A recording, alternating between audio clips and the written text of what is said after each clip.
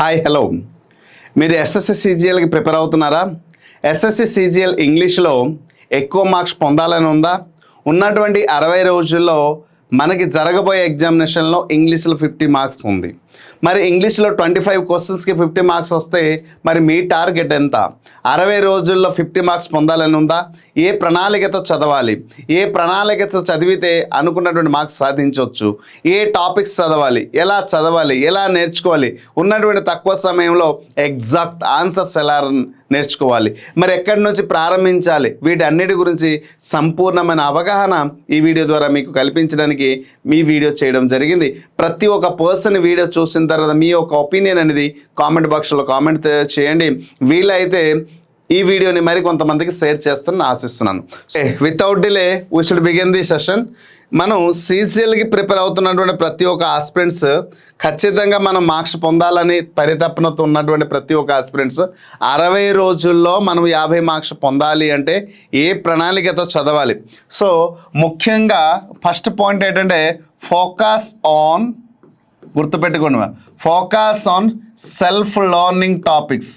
ఇది very very very very important. Self learning topics.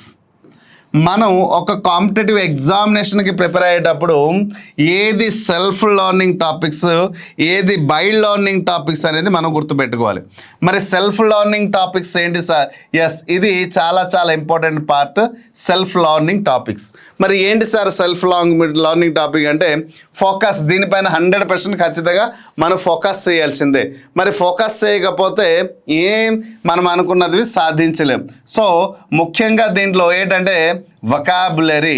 So ఇది మనం సెల్ఫ్ లర్నింగ్, మనం ఎంతగా నేర్చుకుంటావో అంతగా మార్క్ వస్తుంది.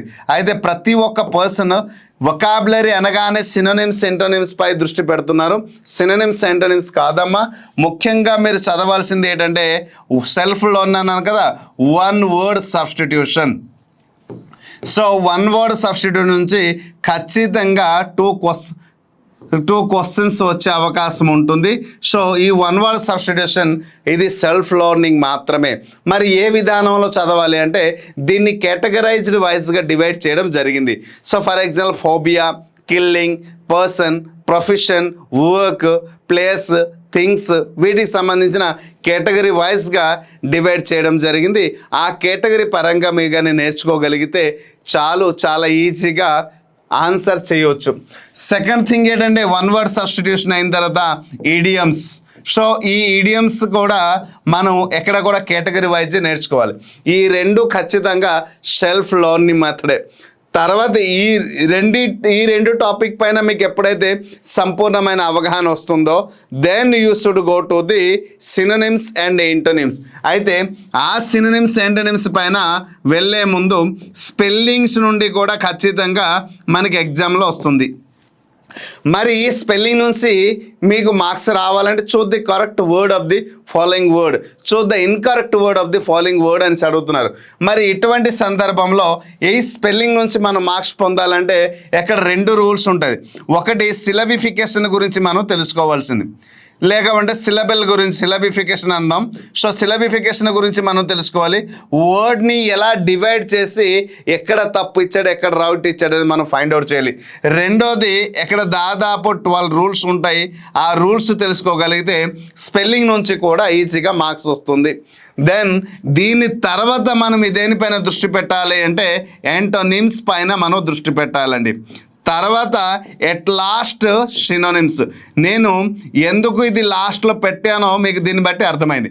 అయితే మీరు ఈ synonyms, antonyms, spellings, idioms, one word substitution కానీ నేర్చుకోవాలంటే దీనికి ముందు మీరు కొన్ని విషయాల్లో వేరే టాపిక్స్ ఉన్నాయి దీనికి రిలేటెడ్, అవి తెలుసుకోగలిగితే చాలు. అయితే ఇక్కడ గమనించాల్సింది ఏంటంటే మనం వన్ వర్డ్ యాంటోనిమ్స్, సినోనిమ్స్ నుంచి రిపీటెడ్గా మనకి ఎస్ఎస్సి లాంటి ఎగ్జామినేషన్లో దాదాపు ఒక 300 వర్డ్స్ ఉన్నాయండి. రిపీటెడ్గా ఉన్నాయి. అవి ముందు నేర్చుకోండి.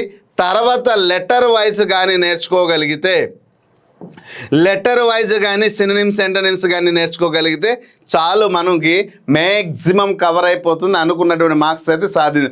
ఒక్కొక్క లెటర్కి 20-30 వర్డ్స్ ఉంటాయి. సో అలాగే మొత్తం అలా నేర్చుకోగలిగితే A to Z వరకు మీకు ఈజీగా ఎక్కడ స్కోరింగ్ వస్తుంది. కానీ వన్ వర్డ్ సబ్స్టిట్యూషన్ అయితే ఇక్కడ ఇంకొక విషయం, ఇవన్నీ నేర్చుకునే ముందు మనం ఖచ్చితంగా రూట్ వర్డ్ అంటే రూట్ వర్డ్స్ గురించి తెలుసుకోవాలి. తర్వాత నిమోనిక్స్ గురించి తెలుసుకోవాలి. ఓకే, నిమోనిక్స్ తర్వాత నిమోనిక్స్ గురించి ప్రతి ఒక్క పర్సన్ తెలుసుకోవాల్సిందే. రూట్ వర్డ్స్ నిమోనిక్స్ గురించి తెలుసుకోకుండా మనం ఈ సినోనిమ్స్ యాంటోనిమ్స్ నుంచి మార్క్స్ సాధించలేము. ప్రిఫిక్సెస్ అండ్ సఫిక్సెస్ వీటి గురించి కూడా తెలుసుకోవాలి. సఫిక్సెస్ గురించి, ఎందుకంటే antonyms synonyms mostly prefix suffixes నుంచి కూడా క్వశ్చన్స్ వస్తున్నాయి. తర్వాత నౌన్, అలాగే వర్బ్, యాడ్వర్బ్, అలాగే యాడ్జెక్టివ్ వీటి యొక్క అర్థాలు కూడా తెలుసుకోవాలి. ఏదైనా ఒక వర్డ్ తెలుసుకునే ముందు అది నౌన్ అవుతుందా, నౌన్ అయితే అది యాడ్వర్బ్గా మారేటప్పుడు దాని యొక్క అర్థం ఏమవుతుంది, యాడ్జెక్టివ్గా ఉండేటప్పుడు దాని యొక్క అర్థం ఏమవుతుంది, ఇలా పార్ట్ ఆఫ్ స్పీచ్కి సంబంధించిన రిలేషన్షిప్తో తెలుసుకోగలిగితే చాలా ఈజీగా తెలుసుకోగలుగుతారు. ఎప్పుడైతే ఇలా నేర్చుకోగలుగుతారో మన ఇవన్నీ కూడా ఎవరెక్కడ నేర్పించాల్సిన అవసరం అయితే లేదు. ఎక్కడ సెల్ఫ్ లెర్నింగ్. సో అందుకోసం focus on self learning topics. So these are the self learning topics. అయితే sir one word substitution idioms ఏవైతే ఉన్నారో మీరు కేటగిరీ వైజ్ నేర్చుకోమంటున్నారు కదా, మరి కేటగిరీ వైజ్ ఎక్కడైనా పీడిఎఫ్ మెటీరియల్ కంటెంట్ దొరుకుతుందంటే one of the best platform is the PR academy. So we're providing all the vocabulary part from synonyms to idioms. We are providing all the topics according to the learning process, according to the easy method, according to the marks gain way. So what is the marks gain? So just I mentioned here, if you want to learn in a self method, you have to learn the one word substitution idioms according to the category wise, according to the category. So I provided here the syllabus, I provided here the content also according to the category wise. So category wise గా నేను అక్కడ provide చేయడం జరిగింది. Category yj మీకు idioms కూడా నేర్చుకోమంటున్నాను. ఇలా నేర్చుకుంటే గతంలో అలాగే నేర్చుకున్నారు, అలాగే మార్క్స్ సాధించారు. రానున్న ఎగ్జామ్లో కూడా మీరు మార్క్స్ సాధించాలంటే ఈ విధి విధానాల్లోనే నేర్చుకోవాలి. నేర్చుకుంటేనే వొకాబులరీ నుంచి అవుతుంది. తర్వాత సెల్ఫ్ లెర్నింగ్ అయిన తర్వాత ఓకే బై లెర్నింగ్ అనేసి ఉంటుంది. ఎవరి ద్వారా? By focus on by learning topics. So second point ఏంటంటే focus on by learning. Okay, by learning.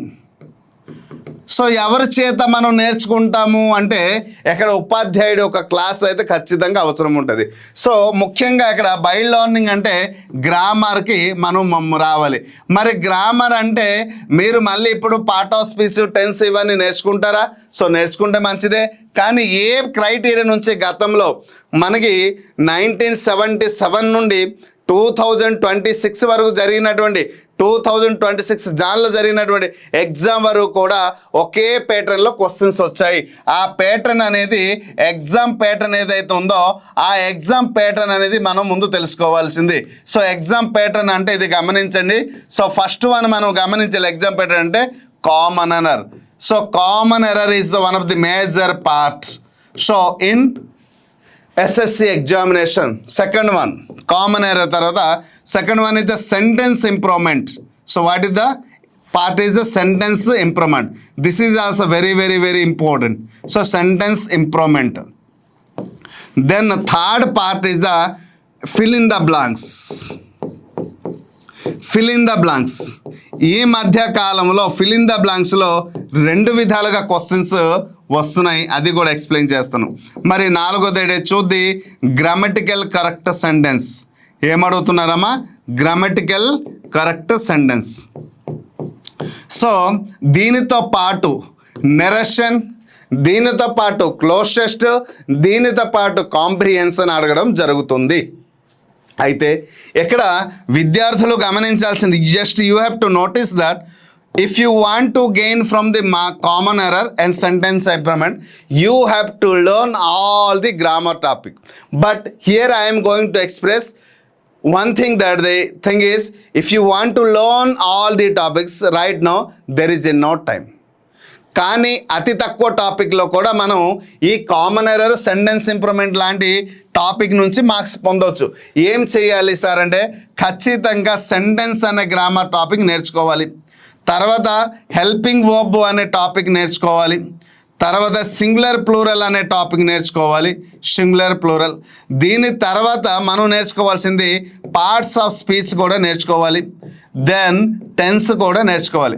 ఎప్పుడైతే ఈ టాపిక్స్ నేర్చుకుంటారు దెన్ సబ్జెక్ట్ వర్బ్ అగ్రిమెంట్, ఎప్పుడైతే ఈ 6 రకాలమైన టాపిక్స్ నేర్చుకుంటారో దాదాపు మీరు కామన్ ఎర్రర్ అండ్ సెంటెన్స్ ఇంప్రూవ్మెంట్లో ప్రతి ఒక్క క్వశ్చన్స్ మీరు ఎగ్జాక్ట్ ఆన్సర్ చేయగలుగుతారు. But where's the fill in the బ్లాంక్స్కి వచ్చేటప్పుడు ఏమవుతుందంటే డిటర్మైనర్స్ ఉన్నటువంటి టాపిక్ ఆర్టికల్లో అండ్ ప్రపోజిషన్లో, so that is the direct method. So ఈ డిటర్మినర్స్కి వచ్చేటప్పుడు you have to learn the topic. అందుకోసమే నేను ఫిల్ ఇన్ ద బ్లాంక్స్ గురించి మాట్లాడలే. So common error, sentence improvement mark నేర్చుకోవాలంటే ఇవి. మరి fill in the blanks, grammatical choosing, తర్వాత ఇంకొక పార్ట్ ఏంటంటే narration.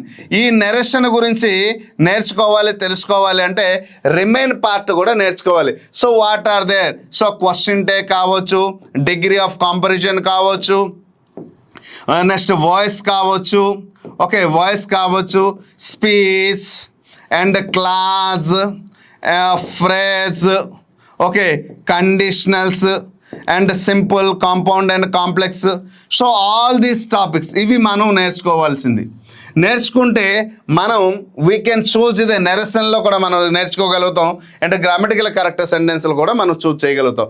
So maximum fill in the బ్లాంక్స్లో మనం మార్క్స్ పొందాలి అంటే గ్రామటికల్ కరెక్ట్ సెంటెన్స్ కూడా ఇటువైపు వచ్చేస్తుందండి. సో ఈ టాపిక్ వచ్చేస్తుంది అంటే common error and sentence improvement and grammatical correct sentence అనేది ఈ 3 పార్ట్ నుంచి మనం మార్క్స్ పొందాలంటే ఈ 5 టాపిక్ చదివితే చాలు. అయితే వీటి గురించి మనం గమనించాలి. ఎందుకు వీటి టైంలో ఉన్నటువంటి మనకు ఉన్నటువంటి టైం అనేది ఎస్ఎస్సిలో, సిజిఎల్లో చాలా ఇంపార్టెంట్. ఈ టైం ఎప్పుడైతే ఇంపార్టెంట్ అవుతుందో దీనిపైన అంటే టైం మేనేజ్మెంట్ అనేది మనకి చాలా అవసరం ఉంటుంది. ఎగ్జామ్ హాల్లో టైం మేనేజ్మెంట్ మనకి చాలా చాలా చాలా చాలా అవసరం ఉంటుంది. మరి టైం మేనేజ్మెంట్ అయితే ఏ క్వశ్చన్ అయితే క్విక్ ఆన్సర్ చేయగలుగుతామో అటువంటి క్వశ్చన్స్ మనం బాగా ప్రాక్టీస్ చేయగలగాలి. ఏ క్వశ్చన్స్ మనం క్విక్ ఆన్సర్ చేయగలుగుతామో ఈ డైరెక్ట్ బిట్ పైన మనం ఫోకస్ చేయాలి, లెంత్ బిట్ పైన అస్సలు ఫోకస్ చేయకూడదు. గుర్తుపెట్టుకోండి, డైరెక్ట్ బిట్ పైన ఎక్కువ ఫోకస్ చేయాలి, లెంత్ బిట్ పైన అస్సలు focus. Either there should be maths or arithmetic or reasoning or general studies, either English కావచ్చు, ఏ సబ్జెక్ట్ అయినా కావచ్చు, కానీ లెంత్ బిట్స్ మాత్రం పై అస్సలు అవకాశం చూపించవద్దు, దృష్టి పెట్టకూడదు. Okay, maximum short bits, easy bits పైన దృష్టి పెట్టాలి. మరి దృష్టి పెట్టాలంటే ఇంగ్లీష్ నుంచి మనం అతి తక్కువ టైంలో ఎక్కువ మార్క్స్ పొందాలి అంటే ఎనీ ఛాన్సెస్. ఇప్పుడు కామన్ ఎర్రర్ లాంటి టాపిక్లో మనం ఈజీగా మార్క్స్ స్కోర్ చేయవచ్చు. ఎలా సార్ ఈజీగా మార్క్స్ స్కోర్ చేయవచ్చు? సో చూడండి, కామన్ ఎర్రర్లో find out the error part అంటాడు. ఆ ఎర్రర్ పార్ట్ ఎక్కడ ఇచ్చాడండి? మ్యాక్సిమం ఎర్రర్ పార్ట్ ఎక్కడ ఇస్తాడండి? హెల్పింగ్ వర్బ్ ప్లస్ వర్బ్ మధ్య ఇస్తాడు. కాబట్టి దానిపైన ఐడెంటిఫై చేస్తే ఈజీగా చేస్తాం. సెంటెన్స్ ఇంప్రూవ్మెంట్లో కూడా మ్యాక్సిమం ఎక్కడ తప్పిస్తాడండి? హెల్పింగ్ వర్బ్ ప్లస్ వర్బ్ దగ్గర. సో అక్కడే తప్పిస్తాడు. సో గ్రామటికల్ కరెక్ట్ సెంటెన్స్ కూడా helping verb plus verb. So కాబట్టి ఇది డైరెక్ట్గా మనం క్వశ్చన్ పైన దృష్టి పెడితే ఫ్రాక్షన్ ఆఫ్ సెకండ్లో ఎగ్జాక్ట్ ఆన్సర్ చేస్తాం. సో మరి ఫ్రాక్షన్ ఆఫ్ సెకండ్లో ఎగ్జాక్ట్ ఆన్సర్ని చూస్ చేసే అవకాశం ఉందంటే దానికి కొన్ని క్వశ్చన్స్ కూడా నేను చేసి ఫర్దర్ వీడియోలో నేను అప్లోడ్ చేస్తాను, మీకు యూజ్ఫుల్ అవుతుంది. అప్పుడు అర్థం, yes sir, whatever this in previous class we learned and we heard that is absolutely correct అని మీరు ఫర్దర్ వీడియో చూసిన తర్వాత చెప్తారు. సో అందుకోసం ఫ్రాక్షన్ ఆఫ్ సెకండ్లో మనం ఆన్సర్ చేయాలి అంటే, ఫ్రాక్షన్ ఆఫ్ సెకండ్లో మనం చూస్ చేయాలి అంటే ఈ 3 టాపిక్స్ అనేది very very very very important. ఆ 3 టాపిక్స్ వెరీ వెరీ ఇంపార్టెంట్ అయ్యేటప్పుడు మనం ఏం చేయాలి అంటే గుర్తుపెట్టుకుంటే ఇక్కడ ఈ 3 టాపిక్స్ నుంచి number of previous year questions, number of previous year questions practice చేయాల్సిందే. సో ఈ ప్రీవియస్ ఇయర్ క్వశ్చన్ కూడా డైరెక్ట్గా చేయకూడదు, చాప్టర్ వైజ్ ముందు ప్రాక్టీస్ చేయాలి. చాప్టర్ వైజ్, ఫర్ ఎగ్జాంపుల్ మనం టెన్స్ తీసుకుంటే టెన్స్ నుంచి కామన్ ఎర్రర్ ఎలాంటి క్వశ్చన్ వస్తుంది, సెంటెన్స్ ఇంప్రూవ్మెంట్లో టెన్స్ నుంచి ఎలా వస్తుంది, గ్రామటికల్ కరెక్ట్ సెంటెన్స్లో ఎలాంటి క్వశ్చన్స్ వస్తుంది. అలాగే మనం తీసుకుంటే పార్ట్ ఆఫ్ స్పీచ్ కానీ, పార్ట్ ఆఫ్ స్పీచ్ తీసుకుంటే ఎలాంటి నౌన్ నుంచి ఎలాంటి క్వశ్చన్స్ వస్తున్నాయి, pronoun, verb, adverb, adjective, conjunction నుంచి ఎలాంటి క్వశ్చన్స్ వస్తున్నాయి అనేది మనం నంబర్ ఆఫ్ ప్రాక్టీస్ చేస్తే తప్ప మనం చేయలేం. ఎప్పుడైతే ఇలా ప్రీ అది కూడా ప్రీవియస్ ఇయర్ క్వశ్చన్స్ మాత్రమే. ఎప్పుడైతే chapter wise sub topic wise practice చేస్తారో ఏ క్రైటీరియాలో తప్పిస్తున్నారో మీకు ఒక ఎగ్జాక్ట్ ఆన్సర్ దొరుకుతుంది. రానున్న ఎగ్జామినేషన్లో అదే విధానంలో మీరు కూడా ఎక్కడ ఎర్రర్ పార్ట్ ఉంటే ఎగ్జాక్ట్గా ఫైండ్ అవుట్ చేయగలుగుతారు. అందుకోసం దీనికి సంబంధించిన కంప్లీట్ కోర్సు మిత్రమా. సో నేను మాటల్లో చెప్పలేదు, చేతల్లో కూడా చూపించాను కంటెంట్ విషయానికి వచ్చేటప్పుడు. సో CGL టైర్ 1 టైర్ 2కి సంబంధించినటువంటి కంప్లీట్ కోర్సు విషయాల్లో నేను మాటల్లో చూపించలేదు. Arithmetic, reasoning, general English and computer plus general awareness complete course ఇస్తున్నాను. టైర్ లేదు అంటే టైర్ 1 తీసుకుంటానంటే అతి తక్కువ ధరకి టైర్ 1 తీసుకోండి. దీనికి 1,00,000 బిట్స్ ఇస్తున్నాను చూసారా. ఈ 1,00,000 బిట్స్లో మీరు గమనిస్తే ఎక్కడ ఉన్నాయండి chapter wise bits, practice bits, subject wise bits, topic wise bits, ఇవన్నీ కూడా ప్రాక్టీస్ బిట్స్ ఉన్నాయి, ప్రీవియస్ ఇయర్ క్వశ్చన్స్ ఉన్నాయి, అలాగే NCERT బిట్స్ కూడా ఉన్నాయి. మీరు మార్కెట్లో ప్రతి దగ్గర కోర్సు అయితే అవైలబుల్లో ఉంది. ఎవరి కోర్సు వారిదే. సో ఎవరికి తగ్గట్టు వారు బెస్టే అంటారు. సో నేను కూడా బెస్ట్ అంటాను. కానీ మనది ఇంకా బెస్ట్ అవ్వడానికి కారణం ఏంటంటే 1,00,000 బిట్స్ వరకు నేను అందించాను కాబట్టి. సో దాంట్లో ప్రాక్టీస్ బిట్స్ ప్రాక్టీస్ చేయడానికి ఉన్నాయి, అలాగే ప్రీవియస్ ఇయర్ క్వశ్చన్స్ కూడా ఉన్నాయి. కాబట్టి ఇవన్నీ మనకు హెల్ప్ఫుల్ అవుతుంది. కాబట్టి దయచేసి దీన్ని యూటిలైజ్ చేసుకుంటే మాత్రం మీ యొక్క స్కోరింగ్ మీరు మ్యాక్సిమము ఒక 50 క్వశ్చన్స్ మనం టార్గెట్ పెట్టుకున్నారు అనుకుంటే ఆ 50 క్వశ్చన్లో ఎగ్జాక్ట్ 50 క్వశ్చన్స్ మీరు పెట్టగలుగుతారు. మీరు అంటే టియర్ 1కి మీరు 70 క్వశ్చన్ టార్గెట్ పెట్టుకున్నారంటే మనకు ఉన్న టైంలో 70 క్వశ్చన్స్ కూడా ఎగ్జాక్ట్ చేయగలుగుతారు. ఎందుకంటే నంబర్ ఆఫ్ క్వశ్చన్ ప్రాక్టీస్ ఎక్కడ చేయగలుగుతున్నారు కాబట్టి అక్కడ కూడా బిట్ మిస్ అయ్యే ప్రసక్తి ఉండదు. సో ఈ విధానాల్లో నేనైతే ఒక ఆశయంతో మీకు చేయడం జరిగింది. మరి ఈ ఆశయానికి నా బలమైన సంకల్పానికి మీ యొక్క ప్రిపరేషన్ తోడైతే మాత్రం ఖచ్చితంగా మీరు అనుకున్నటువంటి టైర్ 1 ఎగ్జామినేషన్లో క్వాలిఫై, టైర్ 2లో కూడా హైయెస్ట్ మార్క్ పొందడానికి ఎక్కువ అవకాశం ఉంది. దీన్ని సద్వినియోగం చేసుకుంటారా లేదా దీనిని యూటిలైజ్ చేసుకుని మీరు అనుకున్నటువంటి లక్ష్యానికి చేరుకుంటారో నిర్ణయం మీ వైపే ఉంది మిత్రమా. ఒక్కసారి మీకు there is a multiple opportunity, there is a multiple platform to purchase the course. But here is my personal request, here is my personal opinion also. If you want to buy our course, it is the best suitable for your examination. ఎందుకంటే ఒక విజన్తో పాటు మేము తయారు చేసాం. తర్వాత కోర్సులో కూడా NCERT content ఇవ్వడం జరిగింది. So that is the most important thing. అది మీరు గమనించాల్సింది. సో ఇంగ్లీష్లో ఎలా చదవాలి, ఎలా మార్క్ పొందాలి, ఏది సెల్ఫ్ లెర్నింగ్ టాపిక్, ఏది టీచర్ ద్వారా నేర్చుకోవాలనే విషయం క్లియర్గా అవగాహన కల్పించాను. రానున్న ఫర్దర్ వీడియోలో కూడా ప్రతి ఒక్క టాపిక్ పైన క్విక్గా ఆన్సర్ ఏ విధంగా చేయాలనే వీడియోస్ కూడా చేసి మీకు అందిస్తాను. ప్రతి ఒక్కటి మన PR అకాడమీలో లభ్యం అవుతుంది. దీనిని ఫాలో అయితే అనుకున్న విధంగా మీకు మార్క్స్ వచ్చే అవకాశం అయితే ఉంది. కానీ ఒకటి మిత్రమా, it's my humble request to all the aspirant, please if you watch this video, మీరు చూసిన తర్వాత దయచేసి మరి కొంతమంది షేర్ చేయండి. మీ యొక్క ఒపీనియన్ అనేది కామెంట్ బాక్స్లో కామెంట్ చేస్తారని ఆశిస్తున్నాను. కానీ ఒకటి మర్చిపోవద్దు, లైక్ చేయడం మాత్రం మర్చిపోవద్దు. Hope you understand clearly. Thank you.